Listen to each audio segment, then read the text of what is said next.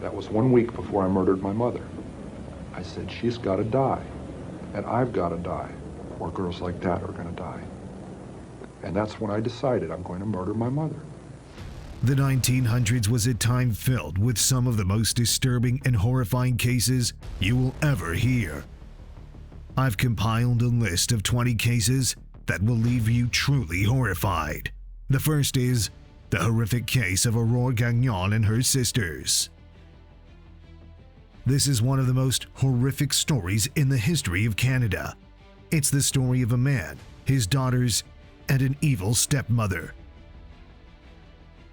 Mr. Gagnor was a European immigrant who moved to Canada as it was a time when the Canadian government was encouraging mass immigration into the country. In 1909, the Gagnor family welcomed a baby girl, Maria Aurora, who will be the center of the events to unfold. She was the second child of 5 children in the family. The Gagnor family lived in the village of San Filomena, which was just a few miles away from Quebec.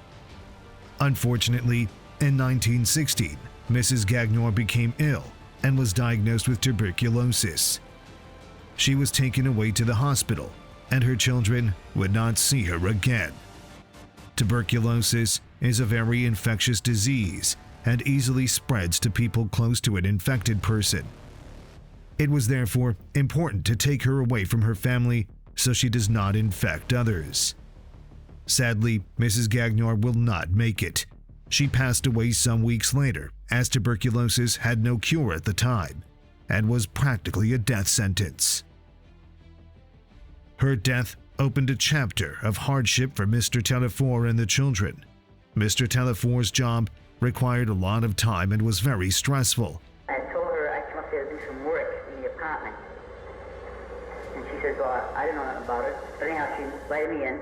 I went in with her, and that's where I put the knife to her. He would leave for the farm early in the morning and return late.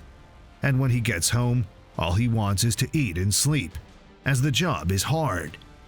Now that his wife was gone, it only added more burden on the already stressed man. Being unable to cope, he soon found another woman named Maria Ann Hood, and they were soon married. What happens next is beyond imagination. This was not the first marriage of Maria. She was previously married and had 2 daughters who mysteriously died, but still had 2 boys left. Together with her boys, she moved in with the Gagnors. Maria had barely settled in when Joseph, who was the youngest member of the Gagnor children, died. This happened in December of 1917, and the coroner ruled that he died of suffocation. But in an odd twist, the coroner also said there was nothing suspicious about the death. It was surprising that, within a few months, another of the Gagnor children died. Again, the coroner ruled that there was nothing suspicious about this death. Next, Aurora started suffering abuse from her stepmother. She had lots of cuts on her body to show for the maltreatment, but there was no one to intervene. Maria ensured that she kept Aurora indoors so no one got to see her injuries. Maria also stopped her from going to school, just to keep the truth from getting out. So don't scream. I won't hurt you. She was still alive when I had intercourse with her. She allowed me to do it to her. You understand? After I had taken her clothes off, right? But she could not stop Aurora from going to school for too long. In school, it was discovered that Aurora had been suffering abuse at home. Eventually, Aurora would also die, but this time, it was clear that her death was not natural. Mr. Telefort and Maria were arrested. While Mr. Telefort served a 5-year term in jail, Maria was sentenced to life. She would die of cancer just a few years later. The next case is that of passion like you have never seen. The disturbing case of Seda Abe. Seda Abe was the youngest surviving child of her parents, and for this reason, she was a bit spoiled growing up. By the time she was 17, Seda had become a rebellious teenager, and when her father could not put up with her behavior anymore, he sent her to a geisha house in Yokohama. The geisha was for girls from poor families who had little education, so Seda did not fit. She was well educated and from a privileged family, so the girls were unfriendly to her. Out of frustration, Seda left the geisha and moved to a brothel. It was a huge risk because the geisha was traditionally respected, but men treated the girls in brothels badly. In 1936, Seda left Tokyo to live in Nagoya, where she met a man who deeply cared for her. She was then introduced to a successful restaurant owner. She fell in love with this restaurant owner. Believe me, if I started murdering people, there'd be none of you left. Now, she felt she finally had something going for her. She was 31. Her new lover, Kijiso Ishida, was 40 years old. One night, she strangled Kijiso in his sleep. She was overwhelmed with passion and also cut his genitals off. The scene was gruesome, and it made everyone wonder what came over Seda. But Seda did not feel bad. She felt if Kijiso could not marry her, no one would.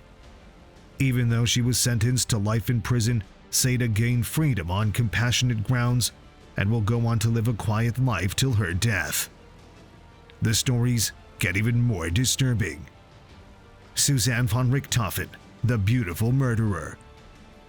Suzanne Von RckToffen was born privileged. She had rich parents, was a beautiful blonde, and life just seemed to be fair to her in every way. But in 2002, this beautiful lady will be on the news for something totally unexpected. She was born to a German father and a Brazilian mother, and her family managed to enable her to experience both worlds, even though they were mostly based in Brazil. Susanna, as she was fondly called, grew up in a loving atmosphere. Her family was a closely knit one. It was just her parents, her brother Andreas, and herself. People close to her describe Susanna as shy but friendly. Being from a rich family, they lived in a magnificent house in the rich neighborhood of Campo Bello in São Paulo. This lovely house will be the scene of a heinous crime no one saw coming. Susanna wanted to be a lawyer and was on the path to fulfilling her ambition as she was admitted to the University of São Paulo as a law student. You admit to being evil, Richard? We are all evil in some form or another. She was also interested in martial arts and was learning Brazilian Jiu-Jitsu, along with a man called Daniel Grevier. Her relationship with Daniel got close, and the two started dating. She even introduced him to her parents, who did not approve of him. Their problem with Daniel was that he smoked all day and had no job. He did not even go to school. Daniel seemed like a guy with no prospect of making anything good out of himself. Susanna figured that if she could have her own apartment, she would be free to be with Daniel, so she asked her dad to buy her a flat.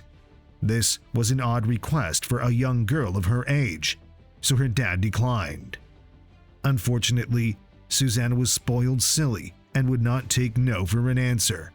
What she did next will leave you in shock.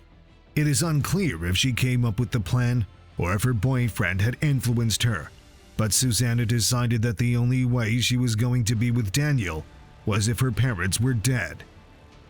On the night of the 31st of October, 2002, Susanna sent her brother off to be with his friends. She then proceeded to her parents' house along with Daniel and his brother Christian. Susanna disabled the burglar alarm so Daniel and Christian could sneak into the house unnoticed. Her parents were in their bedroom upstairs when Daniel and Christian sneaked in and murdered them in cold blood. After confirming her parents were dead, Susanna came into the room and helped make it look like a robbery. They took some money and hurriedly left.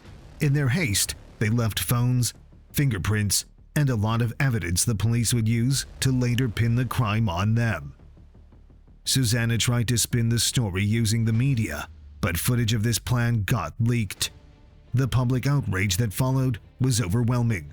Susanna and Daniel were sentenced to 40 years in prison, while Christian received a 38-year jail term. Next is a mystery case that deeply disturbed New York. How was this mystery unraveled? The Mystery of the Girl in the Drum. On September 2, 1999, a grim discovery was made in Jericho, New York. Ronald Cohen, while cleaning a basement, found a sealed drum containing the mummified remains of a pregnant woman. Detective Brian Parpin embarked on a painstaking investigation, tracing the drum's origins to Melrose Plastics and its former owner, Howard B. Elkins. But before they could take his DNA to confirm if he was indeed the father of the unborn child, Howard shot himself with a shotgun. The detectives were able to find an old phone book in the house where the body was discovered. One of the numbers connected them to a woman who said she knew the victim. If someone's crazy enough and nutty enough to do something like that, I can't stop them. The dead woman was Reina Marroquin, an immigrant from El Salvador who moved to New York in 1966. She had an affair with her boss, got pregnant, and threatened to reveal the truth to his wife. The man, Howard Elkins, murdered her and hid her body in the drum of paint. Thanks to the efforts of these detectives, Reina's 95-year-old mother was able to get closure on what happened to her daughter. Next is another case of a beautiful damsel. This is the case of Kitty Byron. Kitty Byron was a beautiful young lady from a wealthy family. In 1902, Kitty entered an affair with a married gentleman, Arthur Reginald Baker. He was doing well for himself at the time and had a daughter with his wife, Mabel. But this relationship was a difficult one, and they were about to get divorced. Kitty fondly referred to Mr. Baker as Reggie, and their love seemed deep. Mr. Baker rented a room with a widow named Madame Adrienne at number 18 Duke Street in central London. Not long after, Reggie lost his job, and this was the beginning of problems in their relationship. Reggie will go out and get drunk, and upon his return, he will beat Kitty. Their altercations were usually loud, and it deeply disturbed Madame Adrienne that she considered kicking the lovers off her property. On the 10th of November, 1902, Kitty went out to buy a spring knife, which she kept in her purse, and then proceeded to the post office. There are forces at loose in this country, particularly, again, this kind of violent pornography. That afternoon, Reggie came to meet her at the post office upon her request. They had some argument, and before anyone knew what was happening, Kitty had stabbed Reggie 3 times. He fell to the floor, and Kitty broke into tears upon realizing what she had done. To the surprise of the police, when she was arrested, she was happy she had stabbed Reggie. Kitty would be sentenced to death, but her sentence was later commuted to a 10-year term, of which she only served 6. Sometimes the culprits almost get away with their crime, just as in the disturbing case of Shafilia Ahmed. The case of Shafilia Ahmed is a harrowing tale that unfolded in England. Shafilia's upbringing was marked by attempts to break free from her parents' control. She confided in friends about the strict rules imposed upon her and sought independence from the physical and psychological abuse she endured. Despite her intelligence and ambition to become a solicitor, her parents disapproved of her interactions with non-Muslim friends and her adoption of Western attire and makeup. As tensions escalated, Shafilia's parents arranged a trip to Pakistan for her to marry her cousin. Refusing their plans, Shafilia swallowed bleach in a potential suicide attempt. Upon her return to England, the abuse continued, resulting in a fatal confrontation. Shafilia was murdered by her parents and suffocated while her siblings watched in horror. Killing wasn't the objective. I just wanted to have the person under my complete control. Despite efforts to conceal the crime and portray themselves as victims of racism and Islamophobia, suspicions mounted against her parents, Iftikhar and Fazana Ahmed. Years later, Shafilia's younger sister, Alicia, confessed to the police, providing crucial evidence that led to the arrest and conviction of her parents for Shafilia's murder. We move to another disturbing case of passion. How did this play out? Walter Bolton. In 1913, Walter Bolton married Beatrice, and they had 6 children together. Despite facing challenges, they managed Russell Farm together, with Walter as the farm manager. Beatrice's health deteriorated over the years, and despite various treatments, she passed away on July 11, 1956. A post-mortem revealed arsenic poisoning, leading to suspicion falling on Walter. Soon it was discovered he was in a relationship with Beatrice's sister Florence. Walter was arrested on September 22, 1956, and charged with murder. I whipped out my ID, and with my ID would be I put my finger over my driver's license to hide my name. His trial commenced on November 26, 1956, and after 9 days, the jury found him guilty. Despite his plea of innocence, he was sentenced to death. Walter's execution on February 18, 1957, sparked public debate, with some questioning his guilt. Florence's later death fueled rumors of her involvement in Beatrice's murder, leaving lingering doubts about Walter's guilt. The next case takes the horror to another level. An unusual serial killer, Martha Marek. Martha faced early hardships and was taken in by a poor family after being orphaned. At 15, she began working in a dress shop where she met Fritz, a wealthy older man who became her guardian.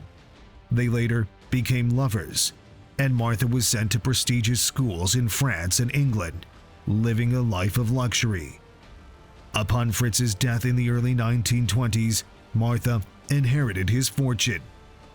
While she was married to Fritz, she had a secret affair with Emil Marek. Now that Fritz was dead, she was free to marry Emil Marek in 1924. Martha loved living life as a rich woman. Their lavish lifestyle quickly depleted their funds, leading Martha to devise a scheme to obtain money through insurance fraud. She somehow convinced Emil to cut off one of his legs just to cash out on insurance. Soon, Martha was on a killing spree, poisoning everyone around her to claim their life insurance. Her victims included her own family members. Detective Peters, familiar with Martha's past, uncovered her crimes, leading to her arrest and trial for murder in 1938. Despite Martha's denial, overwhelming evidence resulted in her conviction and subsequent execution by beheading on December 6, 1938. She killed several people, all because she wanted to live life as a rich woman. Talking about insurance fraud, here's another disturbing case of insurance fraud. The disturbing case of Masumi Hayashi. Masumi Hayashi was married to Kenji, an older divorced man, and they had 4 children together. The family settled in the Shinobi district of Wakayama, a city west of Tokyo, which was undergoing rapid urbanization in the late 1980s. Despite living in one of the largest houses in the neighborhood, the Hayashi family kept to themselves, socializing mainly with friends from outside the area. Their wealth seemed mysterious to locals, given Kenji's unusual work history and Masumi's stint as an insurance salesperson. Fast forward to 1998, amidst the preparations for the Seda Abe District Matsuri, a beloved summer festival in the region. However, tragedy struck on July 25, 1998, when attendees fell ill after consuming curry at the festival. By the next day, 63 people were hospitalized, and 4 had tragically lost their lives, including Tanaka and a couple of local children. The incident, dubbed the Wakayama poisonings, shocked Japan, leading to a thorough investigation. Suspicion fell upon Masumi and Kenji, especially as it emerged that Masumi had insured some of the victims and had a history of fraudulent insurance claims. Evidence pointed to arsenic poisoning, with traces found in the Hayashi's home and on cups from the festival. In October 1998, both Masumi and Kenji were arrested. While Kenji received a 6-year sentence for insurance fraud, Masumi faced a more severe charge, 4 counts of murder by arsenic poisoning. They had the intercom on in the room, and they kept lying that it wasn't on, and they were using sonic pressure on my head since 1997. Despite maintaining her innocence, Masumi was found guilty in December 2002 and sentenced to death. Appeals followed, but in April 2009, the Japanese Supreme Court upheld the verdict, leaving Masumi still protesting her innocence from prison. Could she have done it to get at her neighbors, or was this an insurance fraud that did not go according to plan? Perhaps she is innocent. We cannot really tell. All we know is that someone indeed put a dangerous toxin in the curry, knowing a lot of people were going to eat it. Now that is disturbing. Sometimes the tale is the one that costs several members of a family their lives, as in the next case. Martinez de la Guia family. During Spain's political and social transformation under the rule of General Franco, tragedy struck the Martinez de la Guia family. Between December 4, 1965 and January 4, 1966, 4 of their children died under mysterious circumstances, all exhibiting similar symptoms. Suspicion grew as doctors confirmed the presence of poison in their bodies.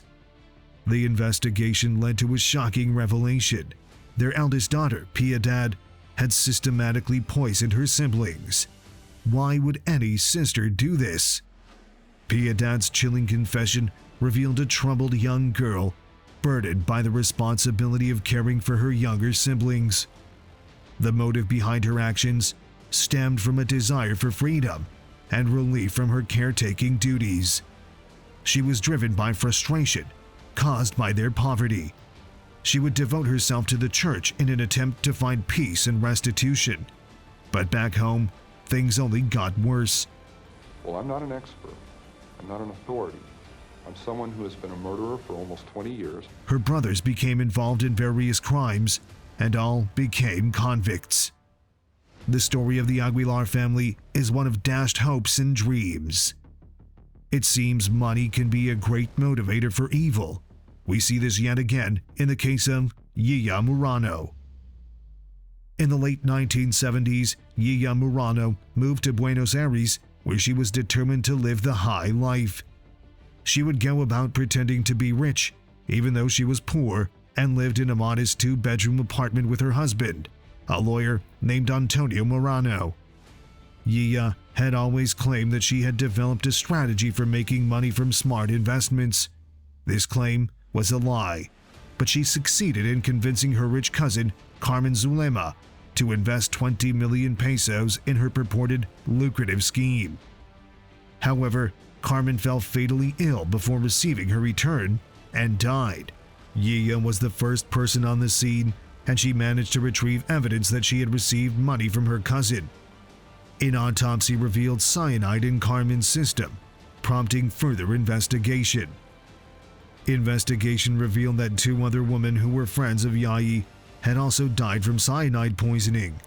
They had also invested in Yayi's scheme. That was 1 week before I murdered my mother.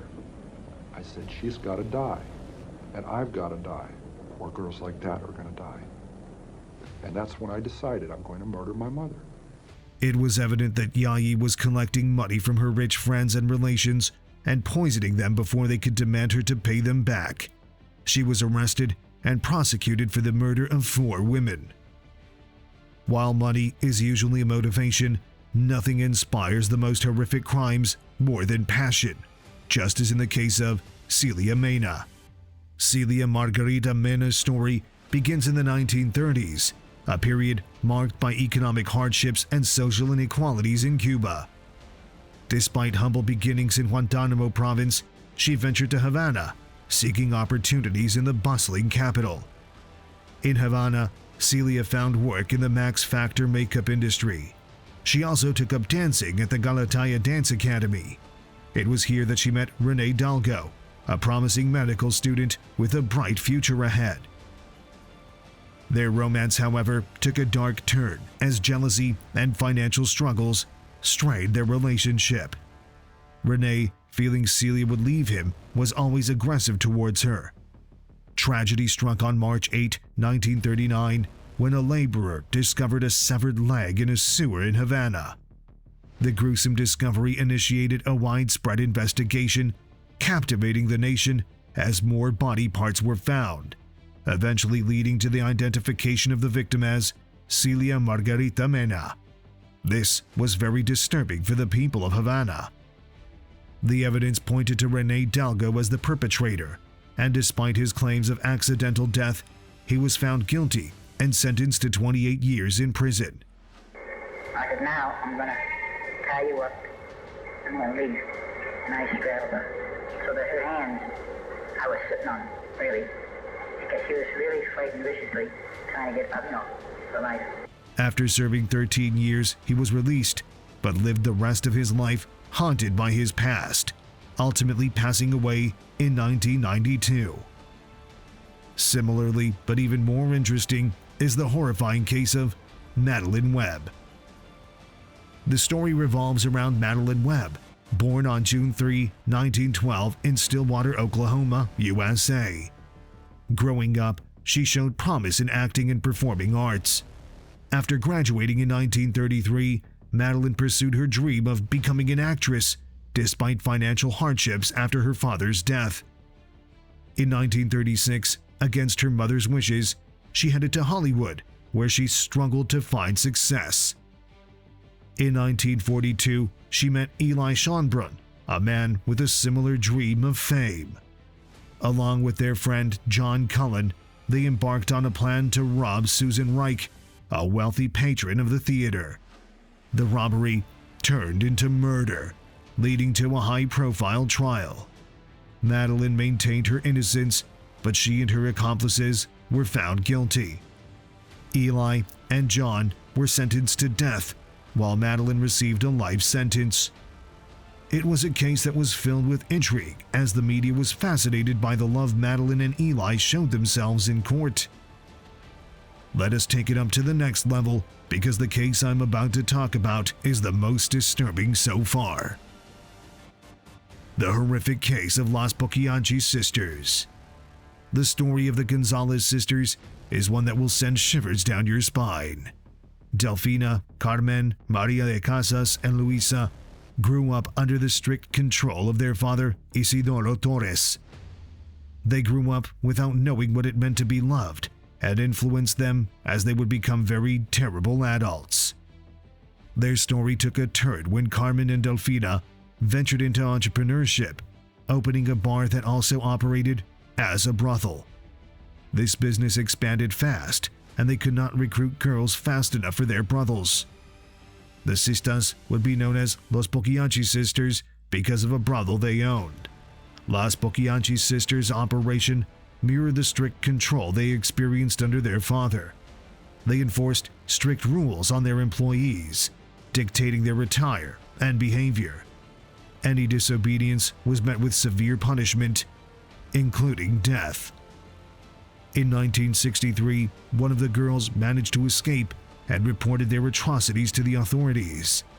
Subsequently, a police raid on their establishment uncovered a horrifying scene of malnourished and chained women, along with decomposed bodies buried on their premises. And I had got on top of her so that she could not be in any position to, reach up and scratch me. Strangle her. The sisters were arrested, and a trial ensued, resulting in their conviction for at least 91 murders. Despite their convictions, the sisters' fates diverged. Delfina died in prison in 1968 from a tragic accident, while Luisa passed away alone in her cell in 1984. Maria, the youngest sister, was eventually released from prison under mysterious circumstances and lived out her life in obscurity. But a shocking new discovery of another mass grave suggests they killed a lot more than 91 people. Next is a case that would leave you a bit confused because of how unbelievable it is. Kate Webster. Catherine Webster was born in County Wexford, Ireland. Despite her parents' efforts to raise her well, Catherine gained a reputation for dishonesty, leading to her imprisonment for petty theft in 1864. She left for England, hoping for a better life, but life in England was more challenging than she expected. She was back in the circle of being imprisoned for petty theft yet again. In January 1879, Catherine found herself in Richmond, where she worked as a temporary housekeeper for Mrs. Thomas.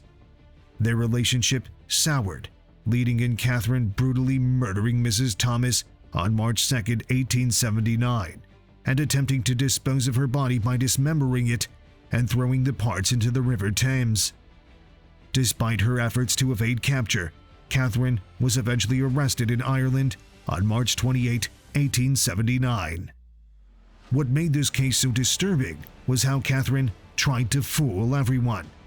She had not only killed her employer, but she was living in the deceased's house, selling her property, and wearing her clothes. Even when she was arrested, she was wearing the deceased's clothes. Catherine's trial began on July 2, 1879, amidst widespread public interest. Despite her plea of innocence, she was found guilty and sentenced to hang. However, on the eve of her execution, it is very interesting to me that Albert's confession reproduces the misinformation that appeared in the newspapers. Catherine confessed to the crime. She was executed on July 29, 1879 at Wandsworth Prison. Rita Gorgoa.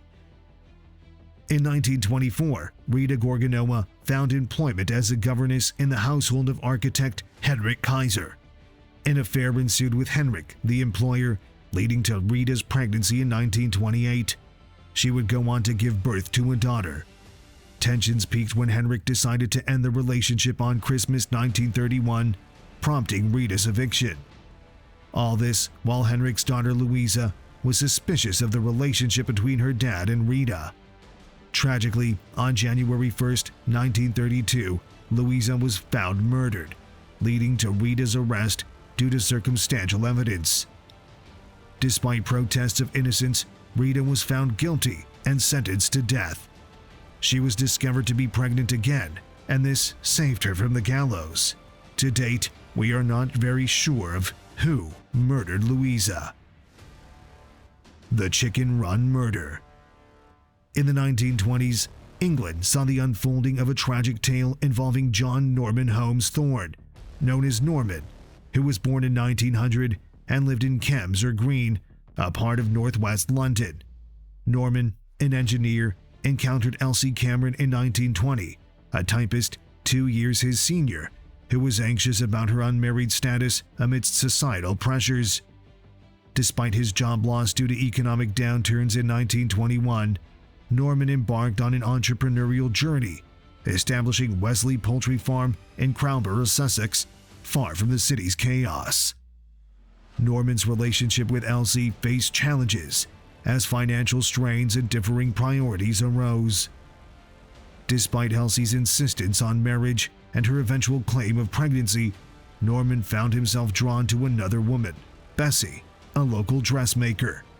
I felt that we had given them a common sense, logical case, and I am pleased that they saw it our way, sir. The situation escalated when Elsie visited Norman unannounced, leading to a confrontation and, tragically, her subsequent disappearance. Elsie's absence raised suspicions, leading to a police investigation. Despite Norman's initial denial of seeing Elsie, evidence emerged implicating him. The jury swiftly found Norman guilty, resulting in his execution in April 1925. Next is the disturbing case of a woman who would become known as the Scissor Murderess. The story takes us back to the 1970s in South Africa. In 1972, she started working as a receptionist at the Red Cross Children's Hospital. Molly's life took a turn when she met Christian, the chief orthopedic technician, and they developed a relationship. Their relationship became intimate despite Christian being married. In September 1974, Molly's obsession with Christian led her to contact his wife Susanna, hoping to end their marriage. However, Susanna was unwilling to leave Christian. Feeling desperate, Molly turned to Martinez Charles True, an unemployed man she met at an orthopedic workshop, and asked him to murder Susanna. Despite initial hesitation, Martinez agreed after Molly promised him benefits. Everyone who read those papers believed that Albert DeSalvo was the Boston Strangler. On November 4, 1974, Molly drove Martinez to Susanna's house where he committed the murder. Fortunately, they were caught and prosecuted. Let's move to the Czech Republic, where we discover a case that troubled the entire country. Olga Hetnerova. In the early 1970s, Olga Hetner's story unfolds against the backdrop of Czechoslovakia. Olga's upbringing in a middle-class family was marked by struggles with communication and mental health. At 13, she attempted suicide and was hospitalized for schizophrenia, struggling with familial relationships and societal alienation. Limited support for mental health in the 1960s and 70s Czechoslovakia left Olga adrift. Despite attempts at employment, she found solace only in loneliness and despair. Her isolation bred a growing resentment toward society and her family. In 1973, at 22, she rented a truck with a chilling plan to exact revenge on society. On July 10, she drove the truck into a crowd in Prague, killing 6 and injuring many more. Arrested and unrepentant, Olga faced trial, asserting her sanity and justifying her actions as retribution against society. Finally, we wrap up with a case that will leave you in shock. The case of Martha Wise.